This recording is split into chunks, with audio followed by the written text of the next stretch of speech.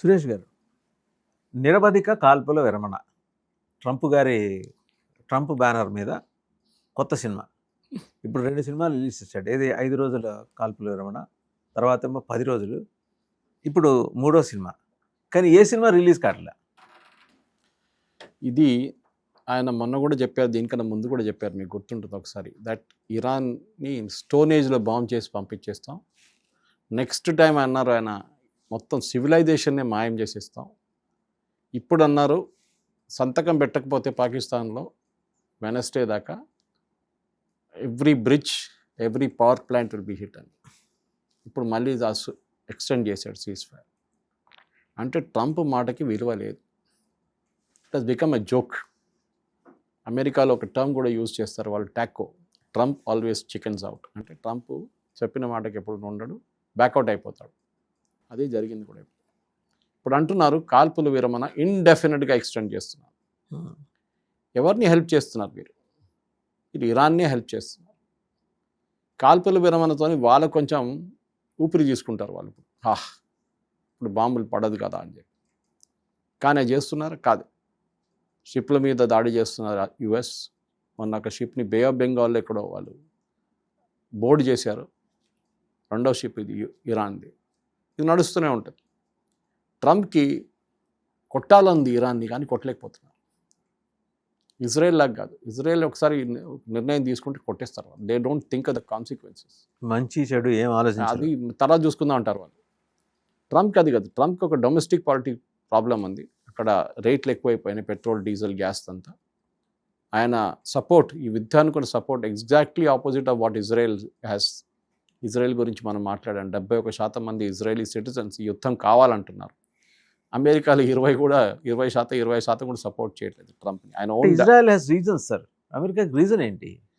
America యుద్ధం మొదలు పెట్టారు. ఈ యుద్ధం ఎట్లా ఆపాలని వాళ్ళకి తెలియట్లేదు. మనందరూ మోదీ గారి దగ్గర అడిగాం, 4వ రోజు ఎందుకు ఆపారు యుద్ధం? మీరు ఇంకా పొడిగించవచ్చా? ఇస్లామాబాద్ పట్టుకోవచ్చు, కరాచీ పట్టుకోవచ్చు. చెప్పడానికి అంతా ఈజీ ఉంటుంది. కానీ చూడండి ఇప్పుడు ఏమైందని. స్ట్రెయిట్ ఆఫ్ హార్మజ్ క్లోజ్ చేసి పడేశాడు. ట్రంప్ అంటాడు నేను ఓపెన్ చేపించినట్ట. అరే అది ఓపెనే ఉండే ముందు, మీరేం ఓపెన్ చేస్తారు మరి? ఇప్పుడు అది కూడా క్లోజ్ అయిపోయింది. ఇప్పుడు అంటున్నా ఇరానియన్ షిప్స్ని అడ్డుకుంటాం, ఇరానియన్ షిప్స్ బయటికి వెళ్ళనియం. ఈ కాల్పుల విరమణతో ఇండెఫినెట్ చేసిన దాని తర్వాత ఇప్పుడేమంటున్నారు, వాళ్ళకి ప్రపోజల్ తీసుకొచ్చి మాకు ఇస్తే మేము చూసుకుంటాం. అక్కడేమో పాపం అసీముని అక్కడ పక్కన అంతా తిరుగుతున్నాడు, కానీ ఇరానియన్స్ పట్టించుకోవట్లేదు. ఇప్పుడు ట్రంప్ ఏమంటున్నారు, ఇరాన్లోనే ఒక బ్రేక్ జరుగుతుంది. వాళ్ళ మిలిటరీ డివిజన్ ఐఆర్జీసీకి civilian administration, foreign minister, speaker, president ఒకవైపు, ఐఆర్జీసీ ఒకవైపు ఉందంటున్నారు. ఇది లేటెస్ట్ ఒక థియరీ నడుస్తుంది. ఏ దేశంలో అయినా ఇట్లాంటిది ఉంటుంది, డిఫరెన్సెస్ ఉంటుంది. స్పెషలీ మీ సుప్రీం లీడర్ చనిపోయిన తర్వాత నెక్స్ట్ వచ్చిన ఆయన ఉన్నాడో లేదో తెలియనప్పుడు డిసిషన్స్ స్ప్లిట్ అని ఉంటుంది. అబ్బాస్ అర్గాచి ఏమన్నారు, దట్ స్ట్రెయిట్ ఆఫ్ హార్మజ్ ఓపెన్ అయిపోయింది. ఐఆర్జీసీ దాన్ని ఖండించి లేదు స్ట్రెయిట్ ఆఫ్ హార్మజ్ క్లోజ్ ఉందని. అప్పుడు వాళ్ళకి తెలిసిపోయింది ఎవరు అక్కడ అడ్మినిస్ట్రేషన్ నడిపిస్తున్నారు. ఐఆర్జీసీ అంతే. ఇప్పుడు ఐఆర్జీసీ డిసిషన్ తీసుకుంటున్నారు. పాకిస్తాన్కి వెళ్ళాలని వీళ్ళకి అందరికీ ఇంట్రెస్ట్ ఉండే, కానీ పాకిస్తాన్కి వెళ్ళలేదు. మనం అనుకున్నాం ఈ 4-5 వెళ్ళారు పాకిస్తాన్ కాదు, 80 మంది డెలిగేషన్ వెళ్ళారు పాకిస్తాన్కి, ఇరాన్ నుంచి 80 మంది. ఆలోచించండి. ఎక్స్పర్ట్స్ ఉన్నారంట దాంట్లో, నెగోషియేటింగ్ ఎక్స్పర్ట్స్ ఉన్నారంట, యురేనియం గురించిన ఎక్స్పర్ట్స్ ఉన్నారంట, ఈ స్ట్రెయిట్ ఆఫ్ హార్మజ్ గురించి ఎక్స్పర్ట్స్ ఉన్నారు. అందరు తీసుకెళ్లారంట. వీళ్ళందరినీ ఇజ్రాయెల్ స్కాన్ చేసి ఉంటుందిగా, ఎవరెవరు దిగారు అదే ఉంటుంది. కానీ ఆలోచించండి, వాళ్ళ వైపు అంత ప్రిపేర్డ్గా వెళ్ళారు వాళ్ళు. అమెరికా వైపు నుంచి అంత ప్రిపేర్డ్గా రాలేదు. వచ్చారంట 40 మంది స్టేట్ డిపార్ట్మెంట్ నుంచి, పెంటగన్ నుంచి అంతా. కానీ మీరు నెగోషియేట్ చేస్తున్న మనుషులు చూడండి ఇటువైపు. Abbas Araghchi expert, okay, Ghalibaf expert negotiation, former commander. he had negotiated before. చాలా మటుకు డెలిగేషన్ తీసుకెళ్ళి 2015లో ఒప్పందం చేశారు చూడండి, జేసీపీ అగ్రిమెంట్, ఒబామా అడ్మినిస్ట్రేషన్. వీళ్ళందరూ ఉన్నారు అప్పుడు. సో వీళ్ళకి నెగోషియేషన్లో ఎక్స్పీరియన్స్ ఉంది. 21 months నెగోషియేట్ చేశారు అగ్రిమెంట్ కోసం, 21 నెలలు, ఆల్మోస్ట్ 2 years. ఆలోచించారు. వీళ్ళ దగ్గర ఎక్స్పర్టీస్ ఉండే, అమెరికా వైపు ఎక్స్పర్టీస్ లేదు. ఇప్పుడేమంటున్నారు, మీరు ఒక ప్రపోజల్ పంపించండి. స్టీవ్ విట్కాఫ్, వాళ్ళకి ఏ ఎక్స్పీరియన్స్, దే హ్యావ్ నథింగ్. వాళ్ళు ఏజెంట్లు, వాళ్ళకి ఎక్స్పీరియన్స్ లేదు దీంట్లో. వాళ్ళ ఎక్స్పర్ట్స్, వీళ్ళు ఏజెంట్స్ అంతే. ట్రంప్ ఒక వర్డ్ యూజ్ చేస్తారు, పదం వాడతారు ఎప్పుడు చూసుకుంటారు మీరు, deal, let us make a deal అంటారు. అగ్రిమెంట్ కాదు. డీల్ చేద్దాం మనం. అదే ట్రేడా డీల్ చేసుకోండి. ఆయన ట్రేడర్ కదా, దానికోసం is a real estate guy. Delay మాట్లాడతారు, ప్లాట్లు కొనడం, ప్లాట్లు అమ్మడం, అపార్ట్మెంట్ కొనడం, అపార్ట్మెంట్ కొనడం, ఇదే డీల్, అగ్రిమెంట్ కాదు. మీరు ఒక దాని మీద సంతకం పెట్టినప్పుడు అగ్రిమెంట్ చేస్తారు, ఓకే మేము ఇది పాటిస్తాం, మీరు కూడా ఇది పాటించాలి. ఇది ఏంటంటే నాకేమిస్తారు చెప్పండి, deal, we're doing a deal now. నేను ఇంత డబ్బులు ఇస్తారు నాకు, నేను ఇది మీకు ఇది ఇచ్చేస్తాను. ఇక్కడే ప్రాబ్లం వస్తుంది. ట్రంప్ ఇప్పుడు ఏమంటున్నారంటే, ట్రంప్ ఒక పాజిటివ్ ఒకటే ఉంది దీని నుంచి, ఈ బ్లాకింగ్లో చాలామంది అర్థం చేసుకుంటలేరు ఏం జరుగుతుందని.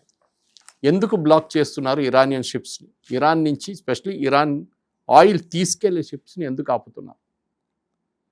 ఇరాన్లో కార్గ్ ఐలాండ్లో వాళ్ళ దగ్గర చాలా పెద్ద ఫెసిలిటీ ఉంది, మీకు తెలిసిందే. వాళ్ళ క్రూడ్ ఆయిల్ అంతా అక్కడికే పంప్ చేస్తారు. ఎక్కడెక్కడో ఉన్న వెల్స్ నుంచి పంపింగ్ అక్కడికి జరుగుతుంది. సెంట్రల్ పోర్షన్ అక్కడ 5వ 6వ షిప్లు వచ్చి మన ఏపీఎస్ఆర్టీ బస్ స్టాండ్లో ఉన్నట్లు వచ్చి నిలబడతారు, ఫిల్ చేసుకుంటూ వెళ్ళిపోతారు. కానీ లాస్ట్ వారం నుంచి ఒకటి కూడా వెళ్ళట్లేదు. ప్రాబ్లం ఏంటంటే కార్గ్ ఐలాండ్లో ఇప్పుడు ట్రంప్ ఇప్పుడైనా, ఐ జస్ట్ రీడింగ్ బిఫోర్ మన ఇంటరాక్షన్ మొదలయ్యే ముందు నేను ఒక ట్రంప్ ట్వీట్ చూశాను. కార్గ్ ఐలాండ్ ఆల్మోస్ట్ ఫుల్ అయిపోయింది. కార్గ్ ఐలాండ్ ఉన్న మొత్తం వాళ్ళ ఏం చెప్తారు, ట్యాంక్స్ ఫుల్ అయిపోయింది. ఇప్పుడు వెల్స్ నుంచి పంపింగ్ ఎక్కువ చేయలేరు వాళ్ళు. మీరు వెల్స్ నుంచి పంపింగ్ చేయకపోతే వెల్స్ షట్ డౌన్ చేయాల్సి వస్తుంది. ఒకసారి షట్ డౌన్ చేస్తే మళ్ళీ దాన్ని పాసిబుల్, అది క్రాష్ అయిపోతుంది, మొత్తం లోపల నుంచి మట్టి పడిపోతుంది. సో ఇరాన్కి అది పెద్ద కంటిన్యూస్గా తీస్తూ ఉండాలి. దట్ ఈస్ ఇట్, అంతే. దానికోసం షిప్లు వస్తుంటారు, పోతుంటారు. మీరు ఆపకూడదు, ఆపితే అంతే సంగతి. మీరు అంత స్టోరేజ్ ఉండాలి, లేకుంటే అది లేదు వీళ్ళ దగ్గర. ఇప్పుడు స్టోరేజ్ ఫుల్ అయిపోయింది, అక్కడ అది పంపింగ్ చేస్తుండే ఉండాలి, షిప్పులు రావట్లేదు. This is the problem Iran is facing. ఒకవైపు చూస్తే ఇది బెటర్ పాలసీ ట్రంప్కి, యుద్ధం చేయకుండానే యుద్ధం కలవడం అనేది ఇది ఉంటుంది అన్నమాట. దీనికి వాళ్ళు దిగరావచ్చు, ఇరానియన్ రెజ్యూమ్ దిగొచ్చి ఏదైనా ఒక ఒప్పందం చేయబోతున్నారు వాళ్ళు. ఏం చేస్తారో మనకు తెలియదు, ఎందుకంటే వాళ్ళ వైపు ఐఆర్జీసీకి ఒక సూసైడల్ మెంటాలిటీ ఉంది. మేమైతే మునిగిపోతాం, ఎవరిని కూడా తీసుకుపోతాం తోడనేది, అది వాళ్ళ వైపు నుంచి జరుగుతుంది.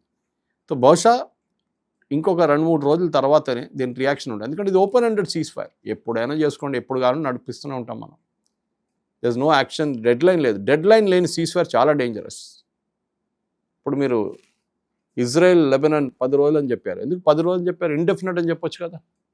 ఇజ్రాయెల్ చెప్పుంటారు ఒక డెడ్ లైన్ ఉండాలి నాకు, 10 రోజుల్లో వాడు చెప్పాలని వాడు చేయాలి, చేయకపోతే అంతే సంగతి. హెజ్బుల్లా నుంచి డిసామ్ చేయాలని 10 రోజులు మేము చెప్పేశాం.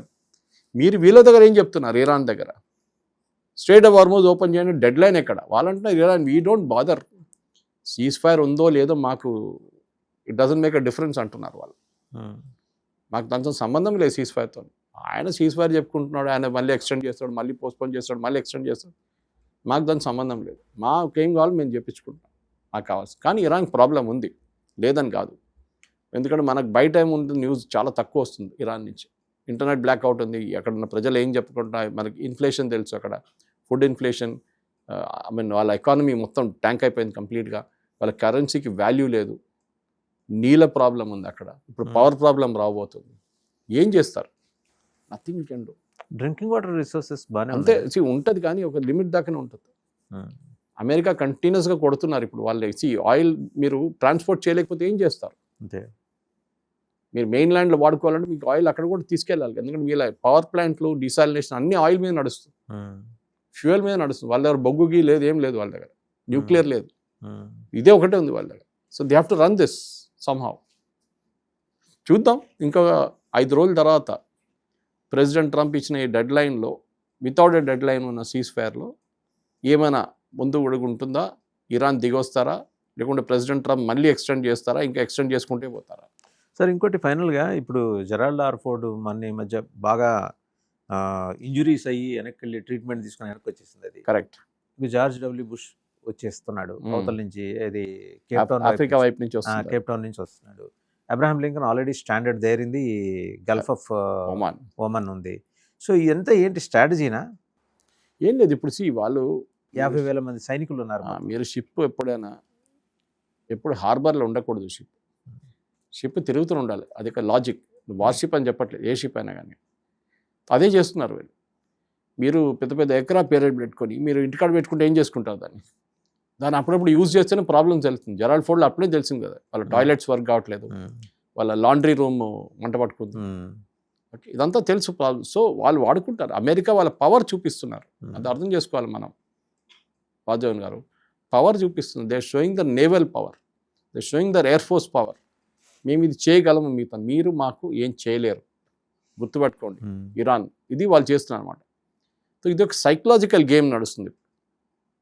ఇంగ్లీష్లో అంటారు హూ బ్లింక్స్ ఫస్ట్. చూద్దాం, అమెరికా బ్లింక్ అవుతారా, ఇరాన్ బ్లింక్ అవుతారా ఫస్ట్. కానీ నా అంచనా ప్రకారం Iran is an bad bad shape. వాళ్ళు ఏదో ఒక నెగోషియేట్ చేసి ఈ న్యూక్లియర్ డీల్ అట్లీస్ట్ వాళ్ళు క్లోజ్ చేసుకుంటే బాగుంటుంది. పాత జేసీపీ అగ్రిమెంట్ లాగానే ఒక 3.67 ప్యూరిటీ పెట్టుకొని కొంచెం మిగతాది ఐఏఏకనో రష్యాకి హ్యాండ్ ఓవర్ చేస్తే ఒక సొల్యూషన్ దీనికి ఇంటర్నేషనల్ మానిటరింగ్ ఉండేట్టు ఉండాలి. అది ఉండాల్సిందే. ఇరాన్ని అట్లా ఈజీగా విడవలేము. ఎస్పెషలీ ఇప్పుడున్న రెజీమ్, పొలిటికల్ రెజీమ్ పక్కన వెళ్ళిపోయారు. ఐఆర్జీసీ దగ్గర ఉంది, వాళ్ళు ఏమైనా చేయొచ్చు రేపు. సో వాళ్ళని ట్రస్ట్ చేయలేమా. ఆయన ఈ అసీం మునీర్ వాళ్ళ చాలా క్లోజ్ ఫ్రెండ్ ఐఆర్జీసీ. దానికోసం ఆయన అక్కడిక్కడ తిరుగుతున్నాడు అప్పటి నుంచి. చూడాలి ఏం జరుగుతుంది. కానీ నా అంచనా ప్రకారం ఇరాన్ దిగొస్తారు. వారం తీసుకుంటారో 10 రోజులు తీసుకుంటారో చూడాల్సింది. Right, thank you Suresh. Thank you. So చూసాం కదా, ఇరాన్ దిగొస్తుంది వారం రోజుల 10 రోజుల.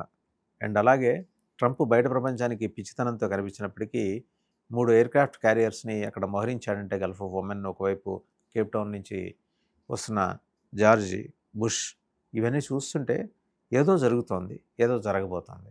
అది ఇరాన్ దిగొచ్చేదాకాన. అంటే ట్రంప్ అహంకారం గెలవాలి ఇక్కడ, అమెరికా యుద్ధం గెలవటం కాదు, ట్రంప్ అహంకారం గెలవాలి. సో అహంకారం గెలుస్తుందా, యుద్ధం గెలుస్తుందా, ఇవన్నీ మనం వేచి చూడాల్సిన అసలే.